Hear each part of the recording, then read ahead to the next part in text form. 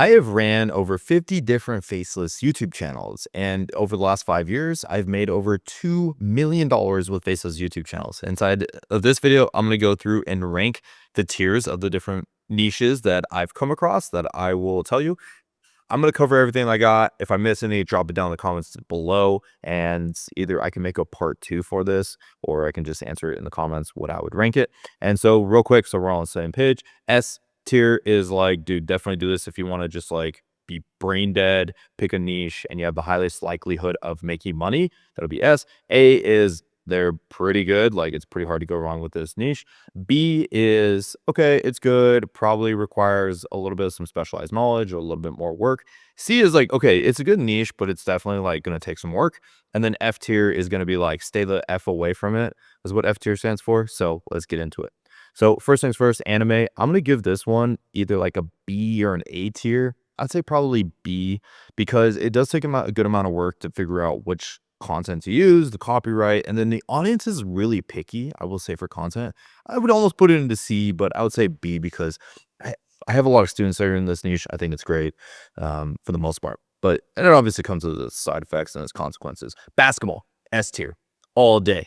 The amount of people I've helped make $10,000 a month with basketball with the most brain dead video ideas is insane. I think basketball is definitely one of the best niches that you can jump into as a complete beginner. Even if I'm not into basketball, I would definitely start a basketball channel. Okay, so the card niche, I'll give that a C tier. It's not a terrible niche, but it's definitely like, I haven't seen too often people making money with it. The same with like animals, we'll jump into in a little bit. I'm not a big fan of like those niches where it's like too big of a TAM or too big of an audience. It's hard to find a good angle. It's hard to be consistent with it. I just don't often see too many car YouTube channels making $10,000, $20,000 a month. There's a lot of them out there making like $1 to $5 grand a month, but consistently making $10,000, $20,000 a month as a faceless YouTube channel, we don't see this too frequently. Brings us over to history. I'll give this an A tier. I'm definitely been in the history niche. I love it. It does take a lot of work to figure it out. Trends always kind of change. And the trick is that you have to make history exciting when it's usually a pretty boring subject. Honestly, I'd probably give it a B tier, but I'm a little biased because I like the niche personally, and I think it's cool to learn history while you're making YouTube videos. Okay, that brings us over to MMA. This is another, actually, I'll give it a B tier, or A, B, I don't know. A or B, I'll just kind of like close my eyes and then just let it go. Okay, all right, it's B tier. Because I think either A or B, like, you can't really go wrong with it, but it does definitely take like, I don't know. As far as me seeing people do it, I've never done the niche personally, but as far as like me seeing other people have success with it, I've seen people have success, but I've also seen a lot of people like, kind of have a tough time with making it happen. Okay, so that brings us over to movie niche. I would put it next to anime for sure. Wherever anime is at, those are basically the same, on par. It's just getting around copyright. You have to get good at editing around the videos so you don't get copyright flag. Space niche, I'll give it a C tier. There are some space YouTube channels that are making a ton of money, but I will say they're definitely usually working really freaking hard to. So the common trend that you'll realize with this video is a lot of the more sophisticated audiences, as in the people that are smarter, a little bit more intelligent audiences, are definitely hard to crack into.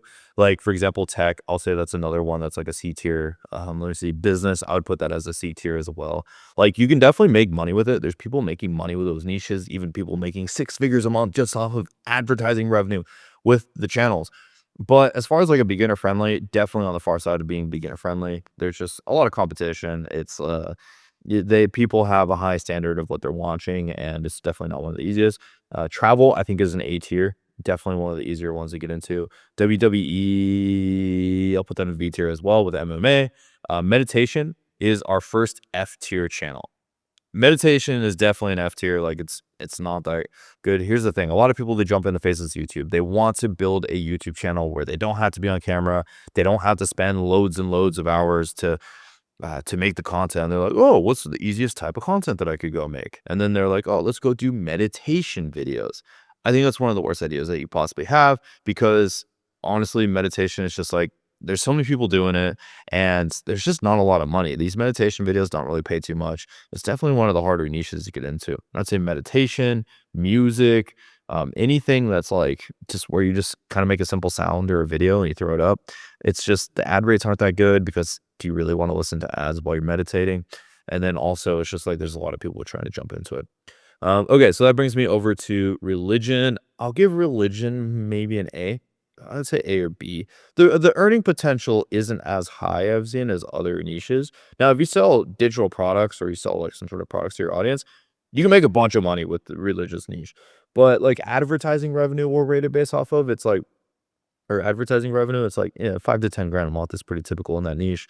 I'm not saying you're gonna make like $50,000 a month in advertising revenue, but religion includes Christianity, Muslim, like Islam, and then Buddhism and Hinduism. All those niches definitely have a bigger audience. Maybe if you do Hinduism, there's a lot of more people from India, so watching that type of content. So maybe you're gonna have a lower, like Southeast Asia, you're gonna get a lower RPM from your content. But that being said, it's like the religious niche, it's like if you can get into it, it's a very good niche. And actually thinking out loud, I would move it to a B tier. I would say A, B tier. But I've also seen a lot of people get into it and not really be able to crack it. It's a little bit of an interesting one for sure. Celebrity niche, this is another A tier niche. Definitely one of the better ones here on this list.